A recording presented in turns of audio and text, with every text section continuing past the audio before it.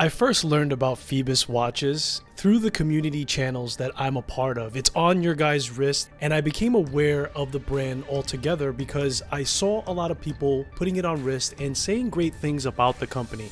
Now, they are targeting the market for the affordable collectors. They're targeting the market for people that are looking for watches, more so on the affordable range, but also they give a lot of value within the package that they surround themselves, more commonly with diving watches that they produce. This time, PHOIBOS has come out with a GMT they call the Voyager, and they sent me over a watch. Now, I don't have to send the watch back. They didn't give me anything in details and what to say here. All my words are my own, and this is a complete review that is untainted. Let's start off with the dimensions. I'm going to put them up on screen for you guys to see, and I'm going to speak about the dimensions that speak to me the most when it comes to what I found on my calibers, right? So the thickness was one of the things that were something that I was paying attention to, it being 14.2 millimeters. Now, that is on the thicker side of things, but ultimately I'm not mad at tool watches having more heft and having more thickness to them, especially knowing the movement that they utilize. That is usually the case, it being more on the thicker side of things. However, all of the other dimensions fit perfectly for my 7¼ inch wrist. And actually, my wife is the one that's going to be wearing this watch as it is going to be gifted to her. Now, the crown dimensions are very important to me. It's something that I'm always going to list on the channel. I think that that keyless work function or that keyless work feeling matters to ultimately, especially with a mechanical watch. I mean, you're winding the watch, you're interacting with it, and it's 6.4 millimeters in width.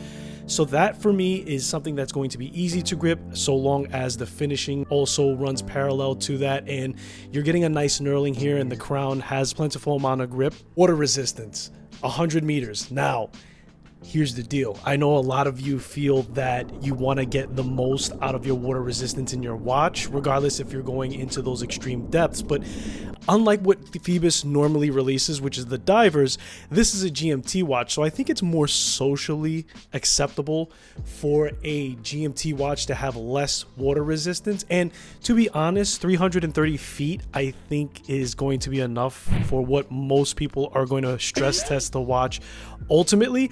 And I know that you probably feel that if you have 200 meters, your watch is a lot more safe to go into a pool or to the beach, but that's simply not the case so long as you have proper gaskets, so long as that 100 meters is a solid 100 meters.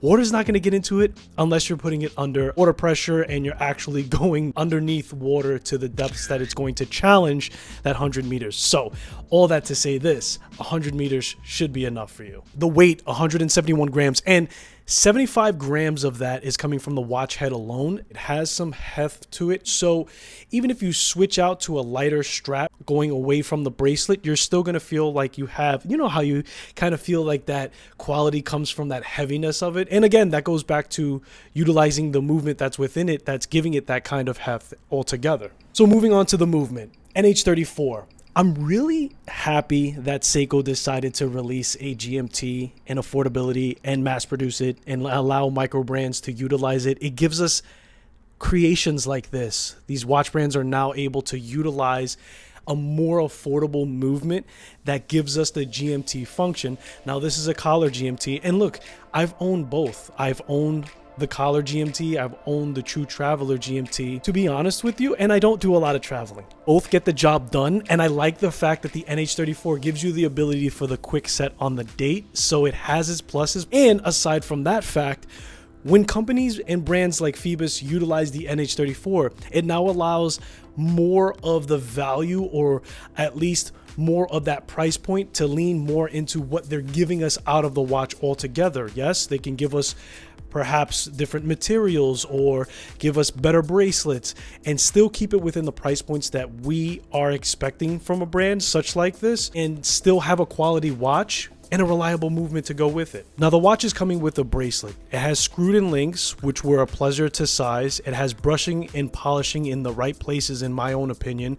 It has a lug-to-lug of 49.5 with the male end links, but it has a good drop off after the fact and curves around your wrist. 20 to 18 millimeter taper back to a 20 millimeter clasp. That's all brushed aside from the pushers itself. All the edging is smooth, including the ends of the clasp that has a bit more crisp, but not sharp. The finishing is done very well on this bracelet. And not to mention, we're getting quick release. Not to mention, we're getting on the fly. That's very important when it comes to affordable watches. I feel like that should be, I dare say, a minimum requirement, or at least it would be nice for it to be. Now, I know that there's other brands out there that are trying to circle around a smaller price point, but when it comes to bracelets, when it comes to really getting the most satisfaction out of it, yes, you want there to be nice refined finishing on there. You don't want them to be sharp, but function wise, and especially on something that's going to be toolish, it's really, really nice to get quick release on the end of the bracelet. And it's really exceptionally nice to get the diver extension on the fly, because when we have hotter days and you have thermal expansion, it's something extremely valuable at that point in time. And again, what I can say is the bracelet has screwed in links, and I've had in the past problems with screws being not as tolerant or giving me issues coming in and out, but all of the screws and to all of the links that I sized were exceptionally smooth and the right tolerance. The only thing that I would say you would have to mind at that point is to make sure that the screws don't back out of the bracelet itself. You want to make sure that they're secure. Some people use Loctite and everything else. But all that to say this, the bracelet was a pleasure to size, and I really did love it. Now, if I had to give any criticism to the bracelet itself, in my own words, it would be to the effect of the diver extension. Now, I'm not going to say I had any issues with the function itself. All I can say is with the tolerance for that diver extension, it was a little sticky.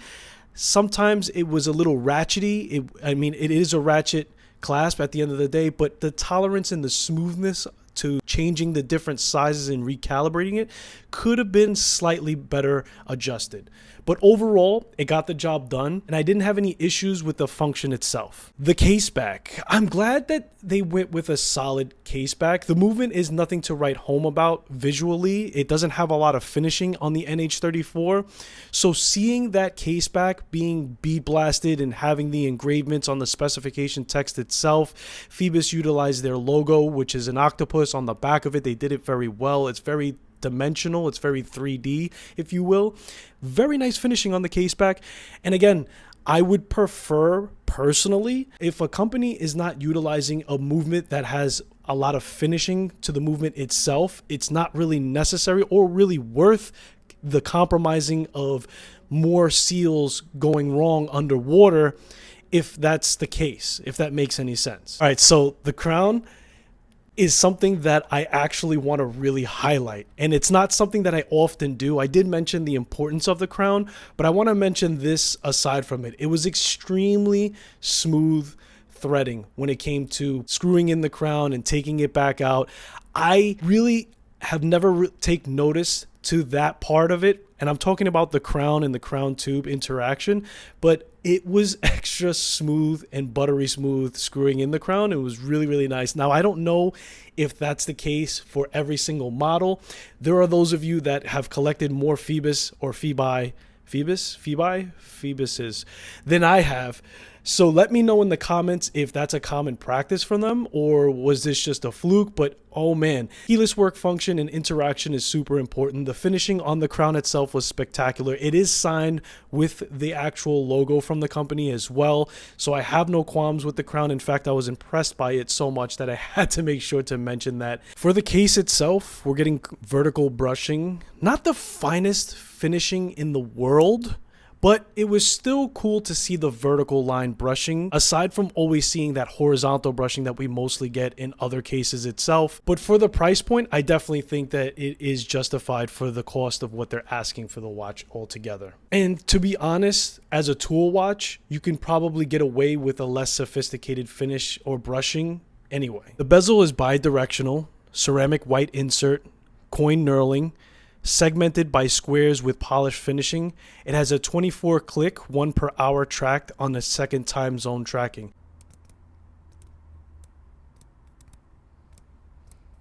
I had no qualms with the bezel or the bezel insert itself. I love the fact that it was matching the dial. We'll get into that.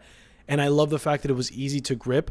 I love the bi-directional. That's useful in a 24-hour tracker for 2 time zones. So ultimately, I have no qualms when it came to that.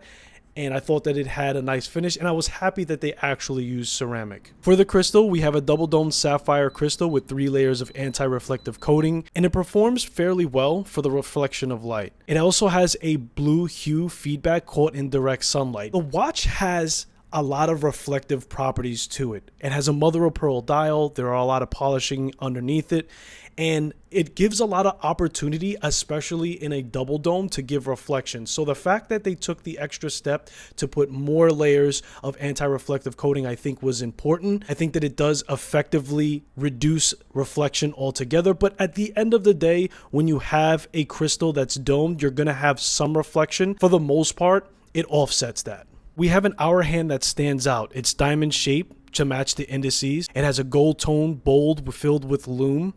I found that the hands are decently legible despite similar color tones surrounding the pointers. And that's something that I'm starting to learn, that even if you have similarities in colors on the indices, on the dial, and on the hands, you still could have legibility so long as it's done right. And I think that how bold you decide to make those hands and how bold you decide to make the indices to clash with it, or legibility, doesn't necessarily rely on having to go with different colors. And I didn't have any issues reading the time with the hands that were chosen, and I actually like the shape of the hour hand that they chose with that diamond shape. Dial is mother of pearl. It has an iridescent glow, unique semi-translucent texture with a delicate finish. In daylight, you may see milky white with glimmers of pink that intensify under direct light or in certain angles. You have diamond-shaped indices, which are fantastic. There's a focal point of red GMT text and a red-tipped GMT hand to match, which are a powerful aesthetic. There are a lot of light colors used on the dial, but it's still effectively legible. Polished gold outlining was a good option for the hands, in my opinion. The indices and the date wheel aperture are to follow. Gold numbers to match at the 6 o'clock position was a very smart decision. Lastly, the rehaut was completely bare. Look, I really like how they composed everything into the dial to make things work. I love those diamond shaped indices. That's probably my favorite part of the whole entire design. But I also like that they added gold numbers to that date wheel aperture, which to me signifies that it is a brand that is paying attention to what enthusiasts like. The lume on the watch, they use 15 layers of Super Luminova BGW9 on the hands, on the indices, and the bezel markers. The lume is super clean, it's very distinct, very confident, and gratifying in a nocturnal setting. There's a reason why they said 15 layers specifically for the lume. It all matters on how much paint you're putting on, whatever you're trying to emphasize, whatever you're trying to get that glow out of. The more layers of paint utilized, the stronger and longer lasting the glow is. So I am happy that they utilized 15 layers. And I do think, in my own opinion, even those who are fanatics about lume are going to respect the amount of glow that we're getting as a feedback. I had no issues. It does well in that type of nocturnal setting. So I think that they did a very good job when it came to the lume itself. Now, do I think that it's going to be the best lume out there? No, but I do think it's done very well. So I'm going to give you guys my improvements. The first thing I want to mention is maybe they can tighten up on that finishing on the side of the case profile just a little bit more. Again, I don't think that that is something that is super important, but I think that that's something to add with this deep dive review. The more important thing, in my opinion, would be the dimensions of the thickness of the case itself. I do believe that they can get it down a little bit more. I understand that that domed crystal is going to be adding to that, of course, but maybe that's something to look into, maybe getting away from the domed crystal, perhaps maybe doing a little bit more engineering on the case chosen. Now, again, I understand that the NH34 is a thicker movement, but I think that they can still get things a little closer as redesigning the case movement itself. And I know ultimately that would make more enthusiasts happier. I don't in particular care, but I know that there's other people who do. Improving the ratcheting on that on the fly, I mentioned again the tolerances were slightly off. I think that they can look into that and make it a little bit more smoother for use overall, but again, it does what it needs to do. It didn't have any failures. We're nitpicking and we have to call out things even in the greatest detail. But that's it overall for me as far as a list of improvements go. I think everything else fell into place. I think that they did a phenomenal job. There are 5 models to choose from this new PHOIBOS release, including this mother of pearl. I'll leave a link in the description where you guys can go and check out the models yourself. I'm curious to know what you guys think about this release from PHOIBOS, so let me know in the comments and I'll be sure to respond. I appreciate you guys for spending your most valuable asset, which is time, and I'll hopefully see you in the next one.